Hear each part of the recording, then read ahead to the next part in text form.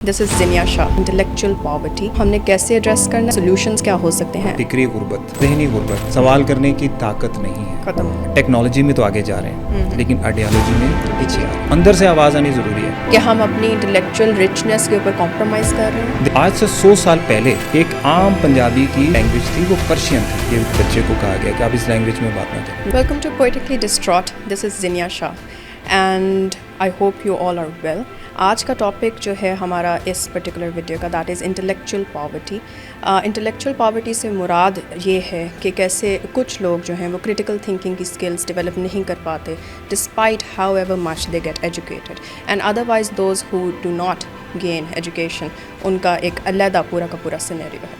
So as you guys know that this particular platform is dedicated to empowerment, वो individual हो या community based हो, so this basically goes to that. Intellectual poverty को हमने कैसे address करना है, we will start from understanding what this term is, then we'll go towards its trends, फिर solutions क्या हो सकते हैं, and also a personal take from our very esteemed guest, जिनका तारुफ कुछ यूँ है कि he is a very multi-talented person. I am very much inspired. He has also been my mentor, and we have Tanveer Saab with us. He is a scriptwriter, he is a producer, and he also has a long history of RJ and other programs.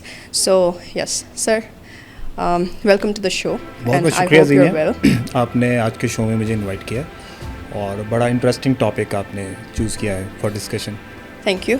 So for that सबसे पहला सवाल जो मेरा इससे related है वो ये है कि आप इंटेलेक्चुअल पॉवर्टी को किस तरह से लोगों तक जो है वो बताएंगे कि ये क्या होती है और किस तरह इसको समझा जा सकता है। अच्छा, इसमें ना इसका एक बैकग्राउंड है। वैसे इंटेलेक्चुअल पॉवर्टी की जब हम बात करते हैं हम इसको कहते हैं फ़िक्री गुर्बत या ज़हनी गुर्बत, जब हम स्पेसिफिक इसकी बात करते हैं उर्दू में।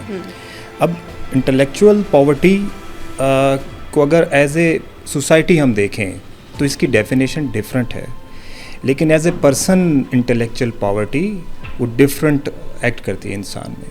फ़र्ज़ करेंगे अगर मुझसे पूछा जाए कि हम बतौर मुआशरा, बतौर रियासत, हमारे यहाँ इंटेलेक्चुअल पॉवर्टी क्या है, तो बेसिकली ये है कि जब आपके इंस्टीट्यूशंस, चाहे वो एकेडमिक इंस्टीट्यूशंस हैं, तालीमी इदारे हैं या मदारिस हैं, जब उन्होंने आपसे सवाल करने की जो ताकत है वो छीन ली है या क्रिटिकल क्वेश्चनिंग से आपको रोक दिया है, तो इंटेलेक्चुअल पॉवर्टी बाकायदा इंस्टीट्यूशंस के थ्रू आ गई। अब फ़र्द में अगर हम देखते हैं कि इंटेलेक्चुअल पॉवर्टी क्या है, तो सबसे पहली बात तो ये है कि आप दो तरह की पॉवर्टीज़ हैं ना, इकनॉमिकल पॉवर्टी है, समाजी पॉवर्टी है। तो अगर हम फ़र्द के अंदर इंटेलेक्चुअल पॉवर्टी देखें तो वही बात है कि वो क्रिटिकल थिंकिंग से दूर हो गया है, यानी उसके पास डिग्रीज़ हैं, शऊर है, लेकिन क्रिटिकल एंगलिंग नहीं है, सवाल करने की ताकत नहीं है। खत्म। और जब आपके अंदर सवाल करने की जो जुस्तजू है, वो क्यूरियोसिटी नहीं रहती है, तो फिर आप समाज में उसी लगी बंदी तावीलात या नज़रियात के पीछे चल पड़ते हैं जो सदियों से चले आ रहे हैं, यानी आपके अंदर तब्दीली की ख्वाहिश भी नहीं रहती। बहुत सारे लोग इसको रूहानी तत्हीर से भी जोड़ देते हैं कि जी जो इंटेलेक्चुअली पॉवर्टी का शिकार शख्स होता है वो तंग नज़र होता है, तंग दिल होता है, वो मुआशरे को डिफरेंट वे से देखता है, वो मुआशरे के लिए नेगेटिव होता है, उस लिहाज से देख सकते हैं। लेकिन फिर इंटेलेक्चुअल पॉवर्टी को आप ज़हनी सेहत या मेंटल हेल्थ के साथ भी समटाइम जोड़ सकते हैं। कुछ लोग ये भी कहते हैं कि जो हमारी गुर्बत है, जो इकनॉमिकल गुर्बत है, वो इंटेलेक्चुअल पॉवर्टी का रिज़ल्ट। बहुत सारे लोग फिर ये कहते हैं नहीं, असल में जो इकनॉमिकल पॉवर्टी है वही इंटेलेक्चुअल पॉवर्टी पैदा करती है। लेकिन बहुत सारे लोगों के पास बहुत पैसा होता है, बहुत ज़्यादा शऊर भी होता है, इल्म भी, उसके बावजूद वो इंटेलेक्चुअली रिच नहीं होते। तो दिस इज़ मेन ऑब्जेक्ट है कि अगर हम अपनी सोसाइटी में इंटेलेक्चुअल पॉवर्टी को देखें और साथ साथ अगर हम आज के दौर की बात करें, तो मेरी राय में एक और बड़ा अहम मुद्दा है कि आइडियोलॉजी एंड टेक्नोलॉजी। अब हम टेक्नोलॉजी में तो आगे जा रहे हैं लेकिन आइडियोलॉजी में पीछे आ रहे हैं। अब ये देखिए कि टेक्नोलॉजी के लिए आपको क्या चाहिए, एजुकेशन चाहिए, एकेडमिक्स चाहिए, मॉडर्न जो नॉलेज है वो चाहिए। उस लिहाज से तो आप तरक्की कर रहे हैं ना। आपके पास, आप देखिए ना, आप स्पेस में चले गए हैं, अब आपके पास आर्टिफिशियल इंटेलिजेंस की सहूलत मौजूद है, आपके पास गैजेट्स हैं, लेकिन फिर आइडियोलॉजिकली पीछे क्यों जा रहे हैं? अगर हाँ, वो इंटेलेक्चुअल पॉवर्टी ये है कि टेक्नोलॉजी जो है उसमें तो आप आगे जा रहे हैं लेकिन आइडियोलॉजी में पीछे जा रहे हैं। तो जो आइडियोलॉजी है वो इंटेलेक्चुअल पॉवर्टी के होते हुए आगे बढ़ नहीं सकती। इसमें आपने एक पॉइंट जो रूहानियत का पॉइंट दिया ना इसमें, तो इसमें एक और भी तो फैक्टर आता है, मेरे दिमाग में भी आया कि फेट जो है, मे बी अ पर्सन जो कि एक सोशल स्ट्रेटा, ऐसे सोशल स्ट्रेटा से आ रहा है जो कि उतना प्रिविलेज नहीं है, तो उसको ये भी बताया जाता है मोस्टली प्लेटफॉर्म्स के थ्रू कि this is also a play of fate, कि आप जो है you are deemed to be और डेस्टिन्ड टू बी हेयर, और अगर आपके पास रिसोर्सेज नहीं हैं तो मे बी अल्लाह मियाँ ने आपको इस इधर ही रखने के लिए जो है या इस तरह से आपको बांध दिया चीज़ों। इस पे आप क्या कहेंगे? देखिए, वो एक टर्म यूज़ होती है तकदीर और तदबीर, हम नॉर्मल उर्दू में ये बात करते हैं। फ़र्ज़ करें कि आपके मुकद्दर में खाना रिस्क अल्लाह ने लिखा हुआ है, लेकिन ऐसा नहीं हुआ कि वो जो बनी बनाई रोटी है वो तो मनोसलवा एक ख़ास कौम के लिए उतरा था। तो बनी बनाई रोटी आपके घर में, वो भी गोल शेप में दस्तरखान के ऊपर नहीं आती। फिर भी किसान को बीज बोना होता है, वहाँ से हल उसको करना होता है, उसके बाद फिर वो गंदम से आटा बनता है, आटा से रोटी बनती है। तो ये जो डेस्टिनी की एक जो स्पिरिचुअल एक इख्तरा है, मैं इख्तरा ही कहूँगा इसको, और बहुत सारे लोगों का बिलीव है इसके ऊपर कि जो लिखा गया है वो ही होना है, और ऐसा ही है, ऐसा ही होता है। तो मुसलमान भी हमारा इस पे एतकाद है, लेकिन जो लिखा गया है उस तक पहुँचने का जो एक प्रोसेस है, फ़र्ज़ करें कि किसी का रिस्क लिखा गया है कि वो CSS ऑफिसर बन के SP बन के या कस्टम ऑफिसर बन के उसको रिस्क मिलेगा, लेकिन उस पोजीशन तक जाने के लिए जो प्रोसेस है वो भी तो उसी का पार्ट है। हाँ, exactly. तो मुझे लगता है प्रोसेसिंग बड़ी अहम है। ये जो हम लोग अक्सर लोग फेट की बात करते हैं, हम डेस्टिनी की बात करते हैं, we talk about destiny, but to get that destiny there is a process behind it. तो लोग उस प्रोसेस को शामिल नहीं करते, उस सारे जो सारा मैटर है। तो प्रोसेस ज़रूरी है। ऐसा नहीं है कि अल्लाह ताला का भी एक निज़ाम है। अगर आप देखें कि खुदा का एक निज़ाम है ना, कि आप अगर डेस्टिनेशन आपकी लिखी गई है तो किस ज़रिए से लिखी गई, इवन ज़िंदगी और मौत भी लिखी गई है, तो मौत का भी एक तरीक़ाकार मुकर्रर है। मतलब वो डेस्टिनी पे आपने पहुंचना ज़रूर है, लेकिन उस डेस्टिनी के लिए रास्ते भी मुकर्रर किए गए हैं। तो कैन वी से कि it is because of the fear of that process in between, जिसकी वजह से बहुत से लोग इससे पीछे रह जाते हैं और इस बिलीफ में बेसिकली इसको फॉलो करने लग जाते हैं कि ठीक है, this is not फेटेड for me. इसमें सबसे बड़ी अहम चीज़ है जो सेंस ऑफ वर्थलेस। आप वर्थलेस जब फील करते हैं कभी भी, फ़र्ज़ करें कि मेरे लिए फ़लाँ चीज़ डिज़ाइन हो चुकी है, फ़लाँ चीज़ मुझे मिलनी है, तो उसके इंग्रेडिएंट्स भी मेरे अंदर डाल दिए गए होंगे ना। फॉर सपोज़ अगर कोई मिस्टर पंजाब बनना चाहता है बॉडी बिल्डिंग में, अब क्या है कि उसकी डेस्टिनी में वो मिस्टर पंजाब लिखा हुआ है, बट वो ऐसा नहीं हो सकता कि वो जिम ज्वाइन नहीं करता, वो डाइट नहीं करता, वो एक्सरसाइज नहीं करता, he become a mister Punjab. ठीक है, अब प्रॉब्लम क्या है कि आपके अंदर जो इंग्रेडिएंट्स हैं डेस्टिनी के हवाले से वो रखे गए हैं। अब इसमें बड़ा अहम पॉइंट है, वो है जो सेंस ऑफ वर्थलेस है, कि आप ख़ुद को वर्थलेस फील कर रहे हैं। वो सम टाइम इनसाइड भी होते हैं और सम टाइम आउटसाइड माशरे पर भी इन्हिसार होता है उसका। तो जब तक अंदर से आपको एक चीज़ प्रोवोक्ट नहीं करती, अंदर से आप एक चीज़ के लिए कॉन्फिडेंट नहीं है, इंटरनल मोटिवेशन की बात ज़रूरी है। अब सम टाइम हमें क्या है कि अक्सर मैं लोगों को कहता हूँ कि appreciation and validation, these are two different things. अब सम टाइम हमारा क्या होता है, अब इंटेलेक्चुअल पॉवर्टी के साथ जुड़ी बहुत सारी चीज़ें हैं। सम टाइम आई न्यू कि मेरे अंदर ये चीज़ है, ये टैलेंट है, ये कॉन्फिडेंस है, लेकिन मुझे एक्सटर्नल न्यूट्रल वैलिडेशन चाहिए। आपको अंदर से पता है कि आप जो बात कर रहे हैं वो सही कर रहे हैं, but some time you rely कि आपको न्यूट्रल वैलिडेशन मिले एक्सटर्नल से। ऐसा ही होता है। और इवन जो इंसान और खुदा के बीच भी एक रिश्ता है, वो बड़ा मज़े का रिश्ता है। अगर आप देखें तो हम सिंप्लीफाई करें चीज़ों को, तो खुदा को हमारी इबादत की, हमारी किसी भी चीज़ की ज़रूरत नहीं है। लेकिन खुदा क्या चाहता है, खुदा को पता है कि ये बंदा मैंने पैदा किया है, हम उसकी तख्लीक हैं, लेकिन वो क्या कहता है कि आपसे कहलवा के वैलिडेशन जो है ना, या अप्रिसिएशन वो भी चाहता है। तो जो ह्यूमन नेचर है उसके अंदर खालिक ने जो सिफ़ात हैं वो रखी हैं, वो वैलिडेशन और एप्रिसिएशन की भी रखी हैं। लेकिन सम टाइम हम क्या है कि हम पूरे का पूरा अगर इन्हिसार आउटसाइड पे कर रहे हैं और हमें वैलिडेशन चाहिए from outside for our inner, तो उस टाइम फिर मसाइल पैदा होते हैं। और सम टाइम हम पीछे हट जाते हैं जब हमें वैलिडेशन नहीं मिलती, एक्सटर्नल वैलिडेशन नहीं मिलती कि यू कैन डू दिस। तो अंदर से आवाज़ आनी ज़रूरी है, और अंदर से आवाज़ के लिए इंटेलेक्चुअली रिच होना बड़ा ज़रूरी है। बड़ा ज़रूरी। तो ये चीज़ जो है, इसके अंदर दो फैक्टर्स आ गए। एक तो आगे एजुकेशनल जो आपके प्लेटफॉर्म्स हैं या इंस्टीट्यूशंस हैं, they are lacking in providing such an awakening, right. और दूसरी चीज़ ये है कि क्या हम सोशली भी इस तरह से कंडीशन हुए जा रहे हैं कि हम अपनी इंटेलेक्चुअल रिचनेस के ऊपर कॉम्प्रोमाइज़ कर रहे हैं? देखिए, आप ना इसकी एक हिस्ट्री है पाकिस्तान में ख़ासकर।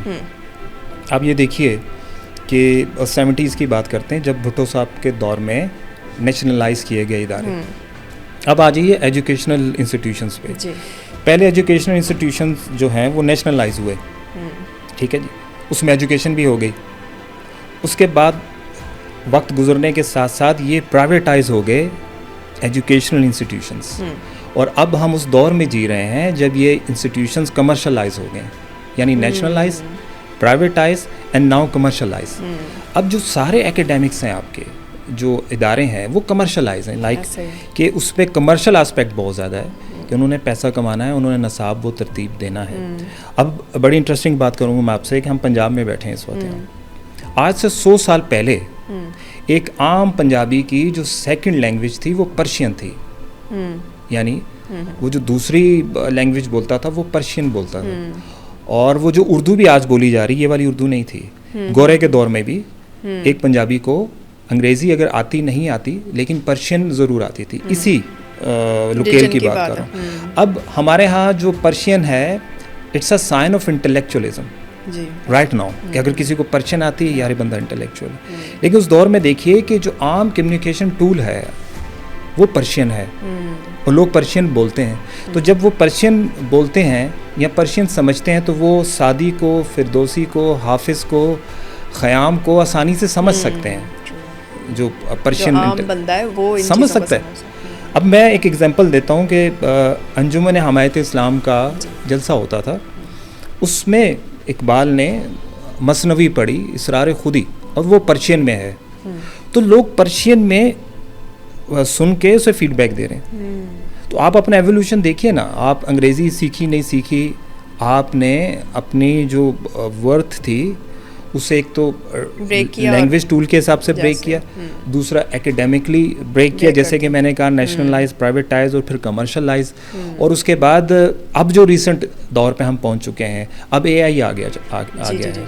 अब तो हमें क्रिटिकल क्वेश्चनिंग में वो तो ख़त्म हो गया ना। अब आपने क्या करना है, अब आपने चैट जीपीटी करना है। किसी भी हिस्टोरिकल रेफरेंस को पहले होता था जी मेहनत करके आपने थीसिस लिखने हैं, उस मेहनत की वजह से क्या होता था, जो चीज़ आपके इल्म में नहीं भी आप वो जान जाते थे।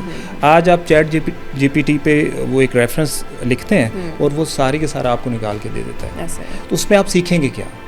और तीसरी बात लेट मी एक्सप्लेन के आज हमारे मुआशरे में जो क्वेश्चनिंग की हम बात करते हैं, सवाल करना बहुत बड़ा इशू है यहाँ। जवाब ढूंढना तो इशू नहीं है, जवाब बहुत सारे पढ़े हैं, उनके सवाल ही नहीं मिल रहे। जैसे हम किसी दौर में कहते थे सवाल ही पैदा नहीं होता, यहाँ सवाल बहुत सारे पैदा हो चुके हैं, उनके अब जवाब ही पैदा नहीं होते।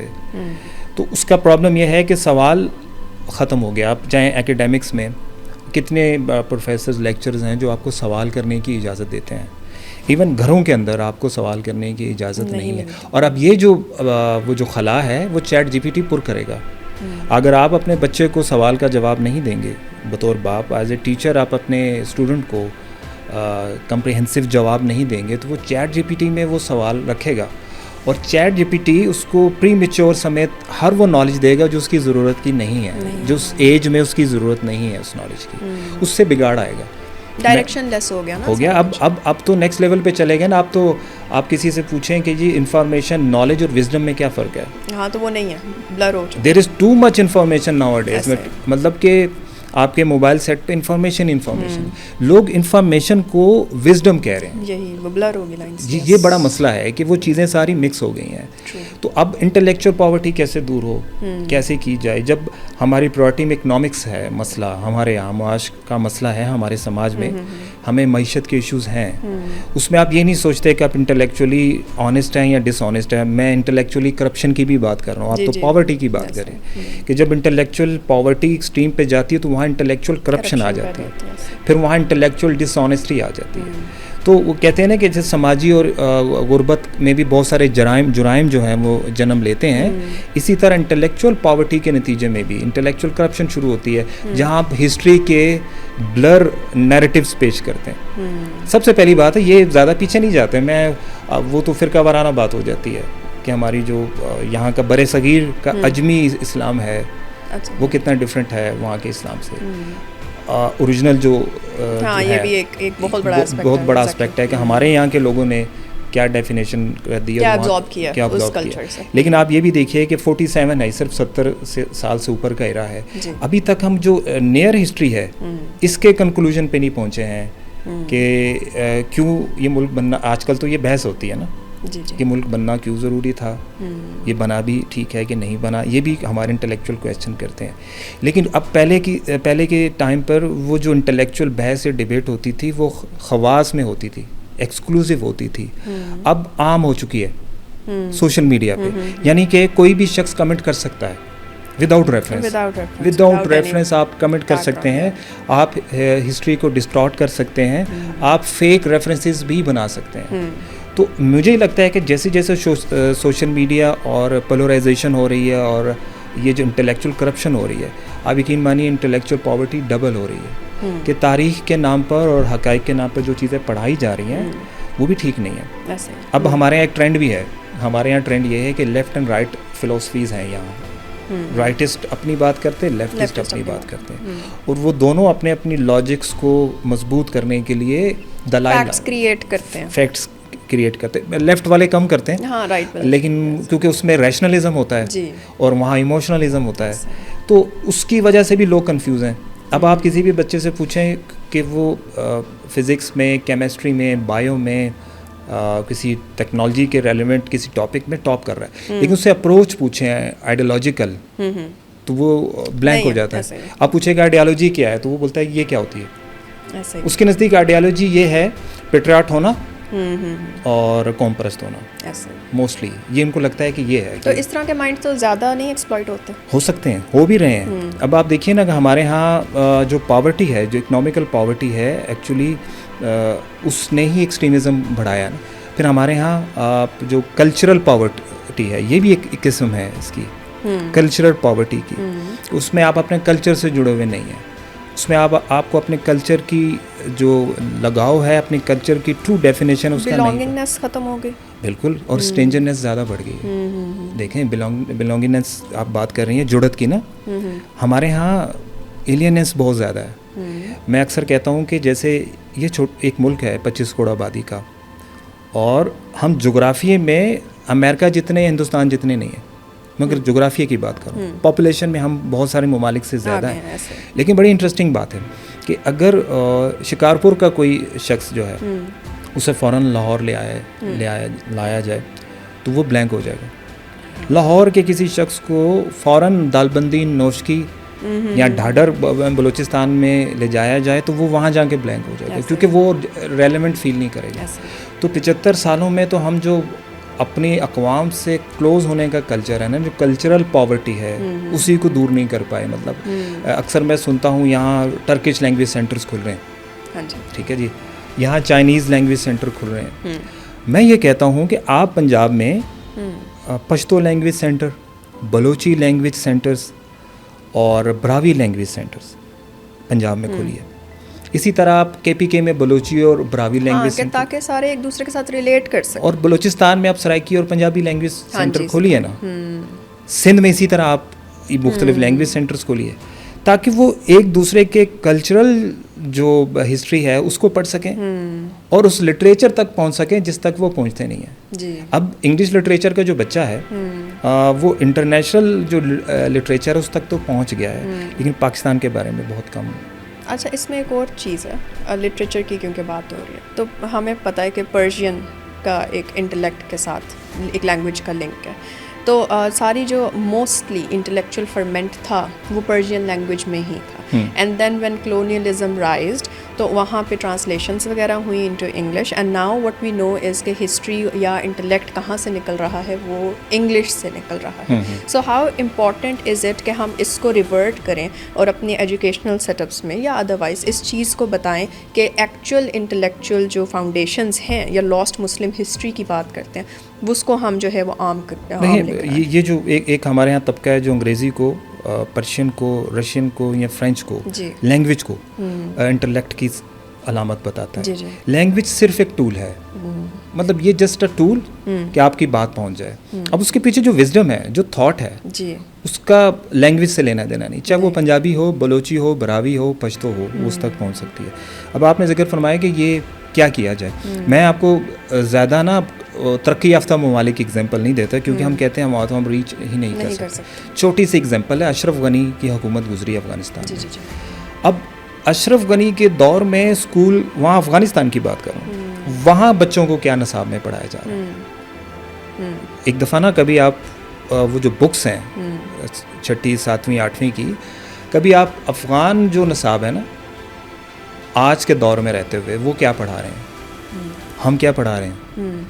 हमारे यहाँ कई ऐसी डिग्रीज़ हैं, बहुत सारे लोगों को शायद अजीब लगेगा, वो अब मतरूक हो चुकी हैं इंटरनेशनली, क्योंकि हमारे यहाँ मसाइल डिफरेंट है. हमारे यहाँ गुर्बत है, हमारे यहाँ सियासत है, हमारे यहाँ ज़्यादा मतलब पोलराइजेशन है, तो हम जाते हैं ज़्यादातर डिग्रीज़ हैं जैसे पॉलिटिकल साइंस की तरफ बहुत ज़्यादा जानते हैं. और हमारे यहाँ एक ही साइंस है, वो है पॉलिटिकल साइंस.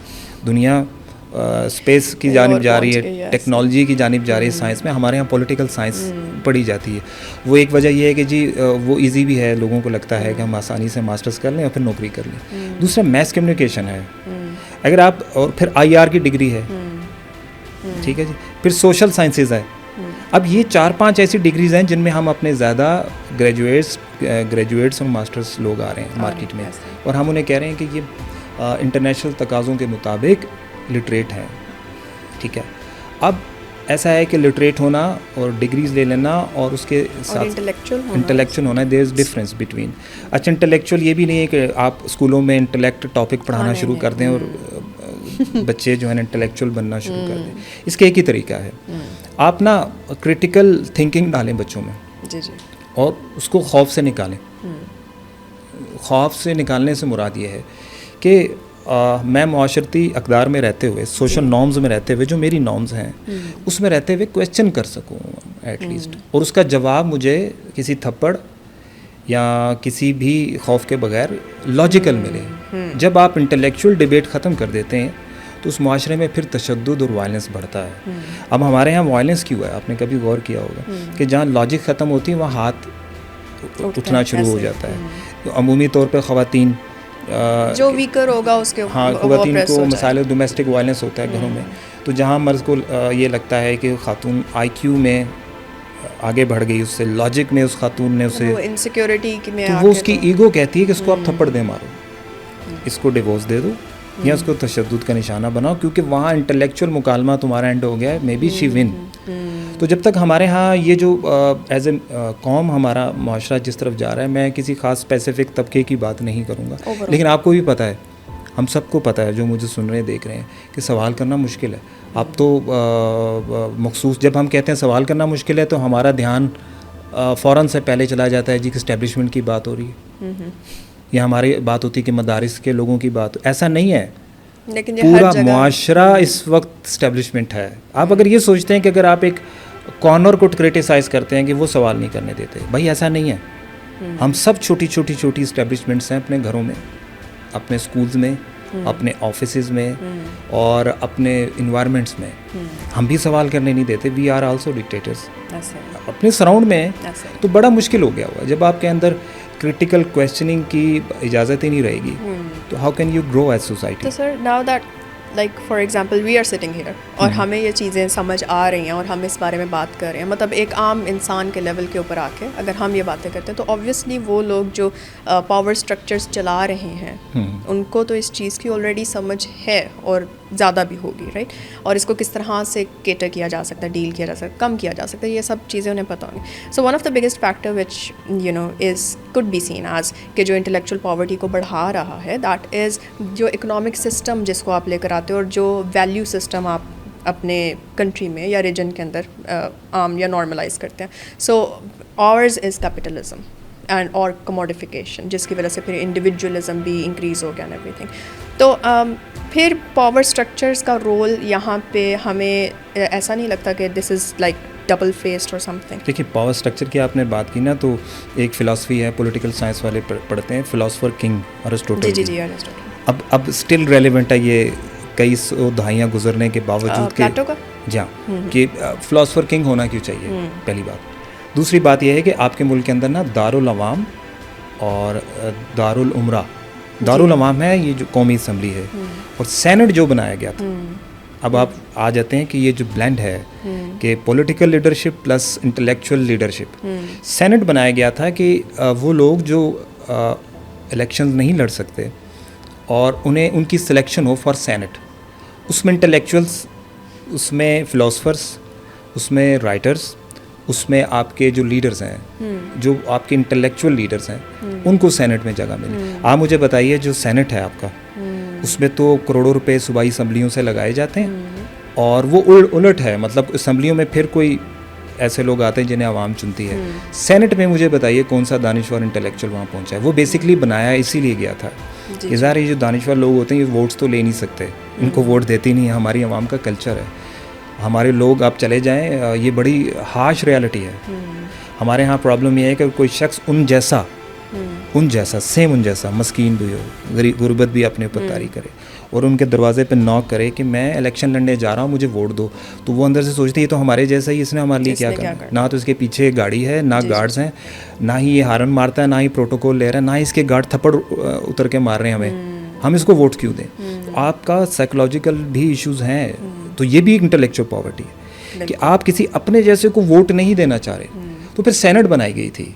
अब सेनेट में भी वहाँ आपकी इंटेलेक्चुअल नुमाइंदगी नहीं. तो पावर स्ट्रक्चर में बेसिकली जो लोग हैं जिन्होंने आइन साजी करनी है, जिन्होंने आपके लिए कॉन्स्टिट्यूशन बनाना है, उनको कौन जाके गाइड करेगा वहाँ. पब्लिक ओपिनियन पे नहीं आप उसको बॉदर करते. कि अब कई ऐसी आइनी तरमीम हुई है जिसमें पब्लिक एग्री नहीं थी, कॉन्स्टिट्यूशनल अमेंडमेंट्स हुई जिसमें पब्लिक नहीं चाह रही थी, या आपके इंटेलेक्चुअल टीवी पे या फेसबुक पे या न्यूज़ चैनल पे बैठ के बोल रहे थे रॉन्ग है. तो इन द एंड क्या हुआ, वो सारा कुछ हुआ. तो जब ये वोट का सिस्टम भी आया था ना, जो हम लोग यूरोपियन डेमोक्रेसी की बात करते हैं इस खित्ते में, जो हमने यूरोपियन डेमोक्रेसी है, हम सब जमहूरियत पसंद है, हम डेमोक्रेसी को लाइक करते हैं. उन्होंने भी स्टार्ट में क्या किया था कि वोट देने की इजाज़त ऑक्सफोर्ड के तालिब इल्मों को होनी चाहिए.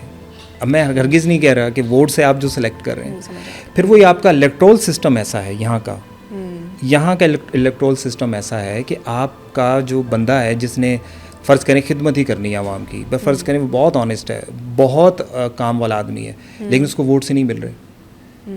या तो यहाँ मरूसियत है, यहाँ कबाइलियत है, या आइडेंटिटी पॉलिटिक्स की तरफ आ जाए, सारी इस तरह की पॉलिटिक्स, या पावर पॉलिटिक्स है.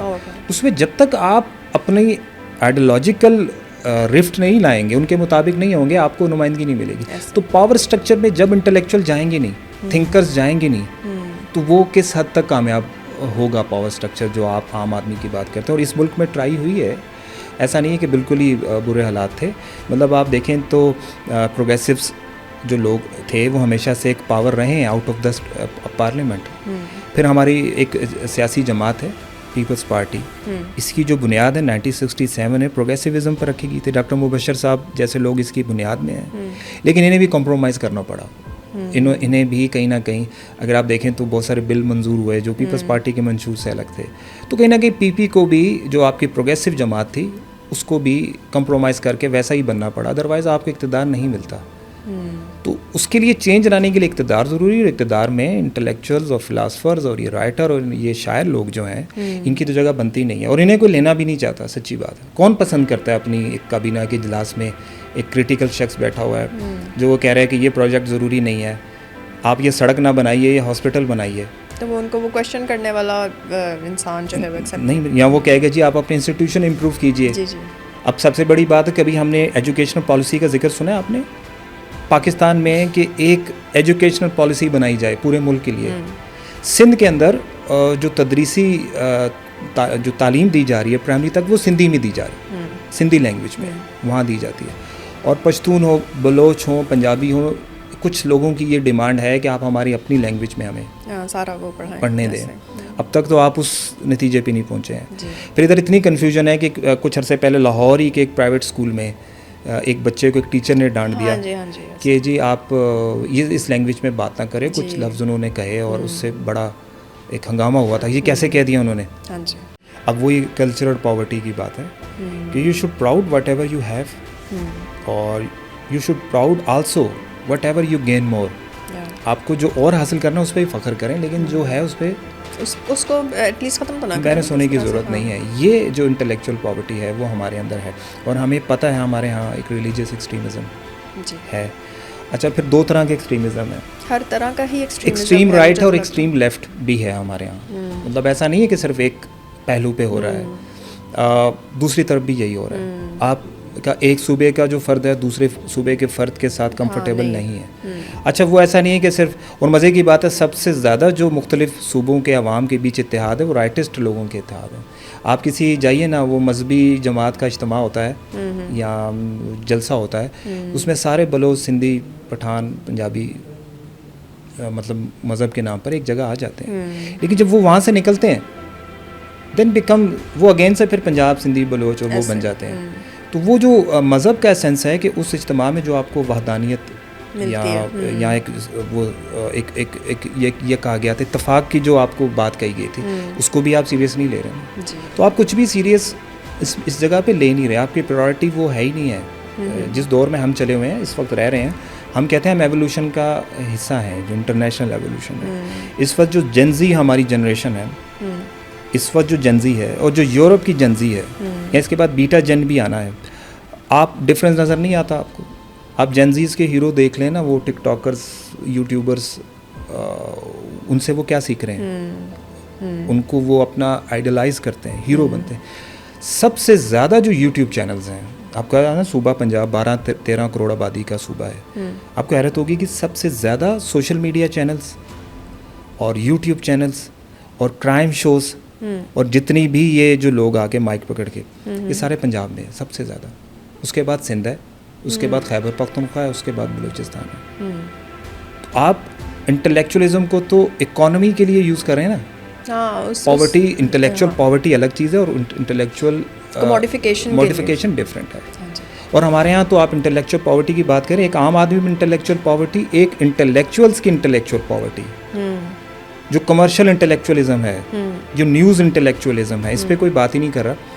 कि आपके ना 8 बजे शोज़ आते हैं, 40-50 लोग हैं वो जो हर चैनल में जाते हैं, उसमें से सेम तज्जियाकार हैं, और वो आप पिछले शोज़ उनके निकाल के देखिए कि जिस चीज़ को आज वो सपोर्ट कर रहे हैं 2 साल पहले उसके अगेंस्ट थे वो तज्जियाकार, आज वो उसके अगेंस्ट हैं, आज उसके सपोर्ट में, कल उसके अगेंस्ट होंगे।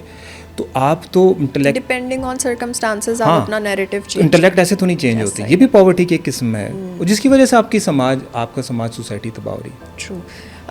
आपका एक ड्रामा जो अभी रिसेंटली है अर्श, उसके अंदर जो आपने अर्श का ही कैरेक्टर, लड़की का कैरेक्टर पोर्ट्रे किया, it is very strong, very intellectually dominating and everything. तो एक आम लड़की का ही वो कैरेक्टर है। तो इसी तरह से आपने ये चीज़ सोची, आपने ये चीज़ देखी, ऑब्वियसली सोसाइटी में कहीं से ये थॉट आई एंड एवरीथिंग, और maybe it was your own idea कि इस तरह से होना चाहिए। So when we are talking about normal people, random people, तो यहाँ पे एक कॉन्सेप्ट आता है जिसे कहते हैं सेल्फ या फिर इंडिपेंडेंट स्कॉलरशिप का। मतलब ऐसे स्कॉलरशिप कह रही हूँ, सॉरी, इंडिपेंडेंट स्कॉलर्स का, ऐसे स्कॉलर्स जो कि मतलब हमें एजुकेशन इंस्टीट्यूट पे ही कम्प्लीटली डिपेंड करना इज़ नॉट इम्पॉर्टेंट। अर्श के में भी जो इंटेलेक्चुअल डेवलपमेंट है उसमें उसकी एजुकेशन इंस्टीट्यूशन पे कोई डिपेंडेंसी या सच नहीं थी, वो उसकी अपनी इंडिविजुअल जो है जर्नी है सारी की सारी डेवलपमेंट की।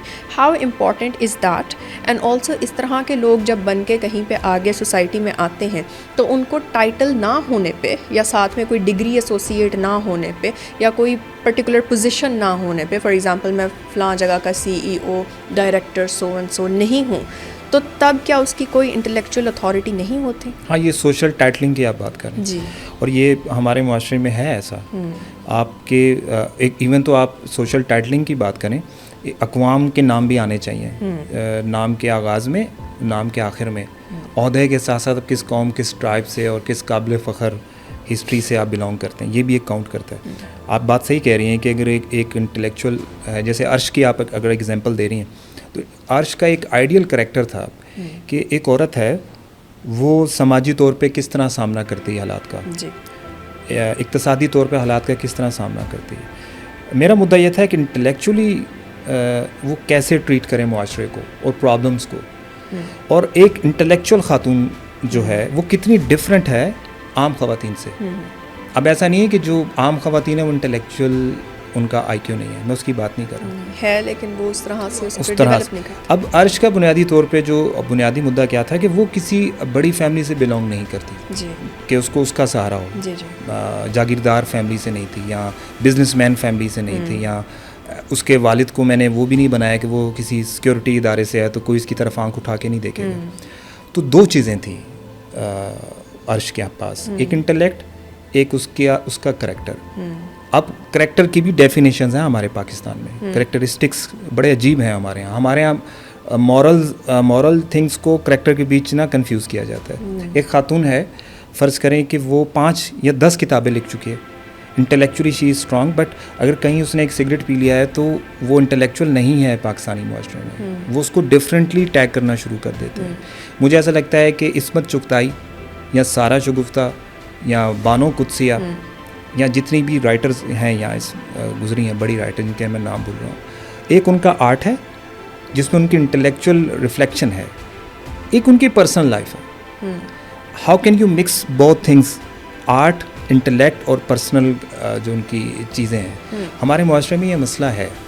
तो अर्श में भी मैं आपको बताऊँ, एक मजबूरी मुझे रही, जैसे आपने मुझसे पूछा था कि उसको आखिर तक आपने डोमिनेंट या आपने उसको पावरफुल क्यों दिखाया। उसकी रीज़न ये थी कि मुझे यूँ लगता है कि जो इंटेलेक्चुअल खातून होती है वो इमोशन से ज़्यादा रैशनल होती है।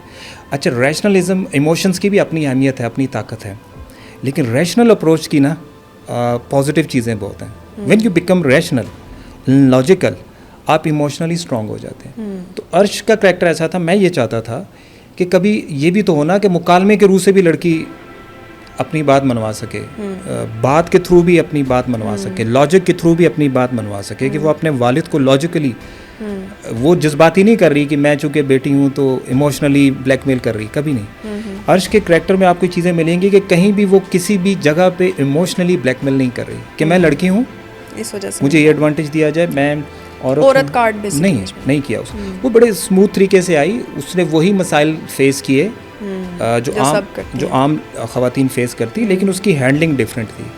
और मुझे खुशी इस बात की है कि अर्श कभी भी कमर्शियल प्रॉस्पेक्ट पे, ज़ाहिर है वो फिर उसी तरफ चले जाएंगे, इंटेलेक्चुअल जो कमर्शलिज्म है उस पे वो थी नहीं, उस पैमाने पे।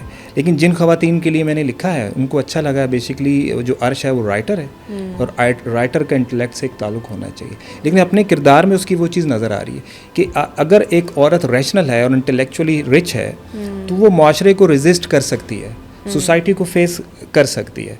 लॉ जो है, जिसको हम कानून कहते हैं, अगर कोई खातून कानून से आगाह है, अपने राइट्स से आगाह है, तो she is the most powerful girl. Main चीज़ तो ये है ना कि वो नॉलेज नहीं है। अब वही बात आती है, इंटेलेक्चुअल पॉवर्टी की बात आती है। तो अर्श एक जो है ना अवेयर लड़की है, अपनी स्ट्रेंथ से, अपने समाज से, अपनी विल पावर से, और in the end she got what she want. और वो ऐसा नहीं कर रही कि किसी के प्रेशर में, दबाव में आके चीज़ें ले रही, वो अपने अकॉर्डिंग चल रही है कि मेरी स्ट्रीम लाइन में, या जो मैंने अपनी एक लाइन रखी है उसके मेरे मॉरल ग्राउंड्स के अकॉर्डिंग, मेरे मॉरल ग्राउंड क्या है। मैं अमूमी तौर पर ड्रामों में देखता हूँ, आप लड़की को या ख़वातीन को आप क्यों उसको रोमांस में ही घुमा रहे हैं कि वो इश्क कर रही है, उससे इश्क हो रहा है, उससे शादी कर रही है और उससे शादी हो रही है, या उसने अपनी आइडेंटिटी बिल्कुल मर्द में जो है वो छोड़ दी। अब ये एक हकीकत है, एक पर्सपेक्ट है, ये रोमांस का भी और लव का भी, और ये मर्द और औरत के हाँ, दोनों के हाँ है।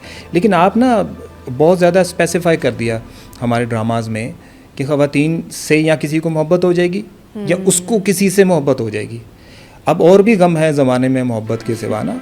तो वो मुझे ये लगता है कि जो प्रायोरिटी लिस्ट है किसी भी खातून की, अगर मुझसे कोई पूछा जाए तो मैंने एक चीज़ लिखी भी थी कहीं कि जो होता है ना आशिक होता है वो हमेशा नुकसान में होता है, महबूब फ़ायदे में होता है नॉर्मली। तो इंटेलेक्चुअल खातून ऐसा नहीं सोचती टू बीइंग अ महबूब ये सारी चीज़ें। तो उसको ये लगता है कि ठीक है, someone loves me, it's okay, but my priority list ये है कि मुझे कुछ बनना है, मुझे महबूबा से कुछ और बनना है, डॉक्टर भी बनना है, मुझे पायलट भी बनना है, इंजीनियर भी बनना है। मतलब पैरेललिज्म जो है वो। तो ये जो मोहब्बत है, ये तो फिर वो कहते हैं ना कि इश्क के बाद क्या है, अकल शऊर कत्ल है ना, तो उसमें तो मोहब्बत और इश्क में अकल का क्या काम है, ये तो सूफी थॉट है।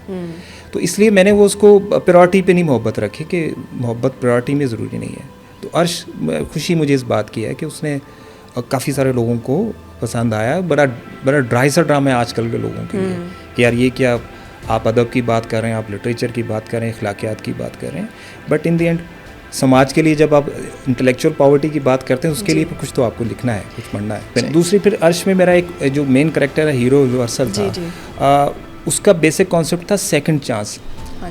हम मुआशरे में अगर सेकंड चांस देना शुरू कर दें तो फिर लाइफ कितनी क्राइम ख़त्म हो जाएंगे। हम ना किसी को सेकंड मौका नहीं देते, किसी को माफ़ी का चांस ही नहीं देते। यानी चांस उस शख्स ने अपने क्राइम से, अपनी गलती से सही होना होता है और वो ठीक होने के लिए एक टर्न लेता है, हम उसे वहाँ मौका नहीं देते। फिर वो वहाँ पक्का हो जाता है कि यार मैं गलती सही हूँ, फिर उसकी वजह से माशरे में सुधार आता है। तो अर्श में basically there was the concept of second chance कि everybody deserve a second chance. Your programme और योर ड्रामा वाज एक्सीलेंट, और एग्जैक्टली उसी की बेसिस के ऊपर मेरे बहुत से सवालात उठे भी थे जो मैंने आपसे पूछे हैं। And thank you so much for your time. और इतनी आपने मतलब एक्चुअलिटीज़ सामने रखी हैं जो कि वाकई लोगों तक पहुंचनी चाहिए, एंड आई होप कि ये लोग इससे सीखें भी और इसको आगे भी लेके चलें। So thank you again for your time. And this was it on intellectual poverty, and I hope कि आप लोग इसको सोचेंगे और इसके बारे में और पढ़ेंगे और ख़ुद को भी देखेंगे, जांचेंगे कि किस तरह से हम अपनी इंटेलेक्चुअल पॉवर्टी को डील कर सकते हैं, ख़त्म कर सकते हैं और इंटेलेक्चुअल रिचनेस की तरफ बढ़ सकते हैं। And on that note, thank you so much for your time. अल्लाह हाफ़िज़।